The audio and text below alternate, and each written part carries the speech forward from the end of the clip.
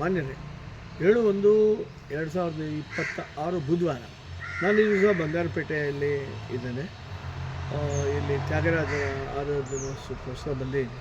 ನನಗೆ ಈ ಪಾರ್ಕ್ ಬಹಳ ಪರಿಚಯವಾಗಿರುವಂಥ ಪಾರ್ಕು. ಯಾಕೆ ಅಂತ ಹೇಳಿದ್ರೆ, ಇಲ್ಲಿ ನೋಡಿ ಚಂದ್ರಶೇಖರ್ ಆಜಾದ್ ಅವರ ಪ್ರತಿಮೆ ಒಂದು ಸ್ವಲ್ಪ ಇಲ್ಲಿ ಗೇಟ್ ಬಾಗಿಲು ಹಾಕಿರೋದ್ರಿಂದ ಅದು ಸರಿಯಾಗಿ ಗೊತ್ತಾಗ್ತಾ ಇಲ್ಲ. ಆದರೆ ಮೀಸೆ ಮೇಲೆ ಕೈ ಇರುವಂತಹ ಆ ಚಂದ್ರಶೇಖರ್ ಆಜಾದ್ನ ಪ್ರತಿಮೆ ಸ್ವಲ್ಪ ಗೋಚರ ಆಗ್ಬೋದು.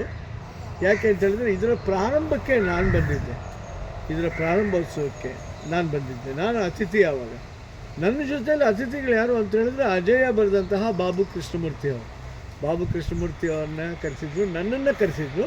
ಯಾಕೆ ಅಂತ ಹೇಳಿದ್ರೆ, ನಾನು ಚಂದ್ರಶೇಖರ್ ಆಜಾದ್ ಕಥೆಯನ್ನು ಮುದ್ದೇನಹಳ್ಳಿಯಲ್ಲಿ 1976ನೇ ಇಸ್ವಿಯಲ್ಲಿ ಮೇಷ್ಟ್ರಾಗಿದ್ದಾಗ ಕಲ್ತ್ಕೊಂಡೆ. ಆ ದಿವಸ ಸ್ವಾತಂತ್ರ್ಯೋತ್ಸವಕ್ಕೋಸ್ಕರ ಕಲ್ತಿದ್ದ ಕಥೆನ ಮತ್ತು ನಾನು ಸೆಂಟ್ರಲ್ ಜೈಲಲ್ಲಿದ್ದಾಗ ಹರಿಕಥೆ ಮಾಡಿದ್ದೆ.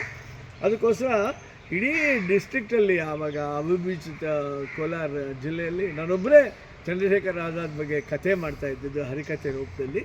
ಅದಕ್ಕೋಸ್ಕರ ನನ್ನನ್ನು ಅತಿಥಿಯಾಗಿ ಕರೆಸಿ ಬಾಬು ಕೃಷ್ಣಮೂರ್ತಿ ಅವರು ಸ್ವತಃ ಅಜೇಯ ಗ್ರಂಥಕರ್ತರು ಅವ್ರನ್ನ ಕರೆಸಿದ್ರು. ಅವ್ರ ಮುಂದೆ 2.5 ಗಂಟೆ ಕಾಲ ನಾನು ಅಜೇಯ ಹರಿಕಥೆಯನ್ನು ಮಾಡಿದ್ದು ನೆನಪಿಗೆ ಬರ್ತಾಯಿದೆ. ಈ ಪಾರ್ಕ್ ಆ ದಿವಸ ಉದ್ಘಾಟನೆ, ಆ ಪ್ರತಿಮೆ ಉದ್ಘಾಟನೆ ನಾನು ಬಂದಿದ್ದೆ ಅಂತ ಹೇಳೋದಕ್ಕೆ ಈ ದಿವಸ ಅನಿವಾರ್ಯವಾಗಿ ಬಂದಿದ್ದೀನಿ ಬಂಗಾರಪೇಟೆಗೆ. ಶ್ರೀನಿವಾಸ್ ಶರ್ಮಾ ಕೈಲಿರೋದ್ರಿಂದ ಬಂದಿದ್ದೀನಿ. ಅದನ್ನು ನೋಡಿ ತುಂಬ ಸಂತೋಷ ಆಯಿತು. ಒಳ್ಳೆಯ ಹಳೆಯ ನೆನಪು ಅಂತ ನನ್ನ ಭಾವನೆ.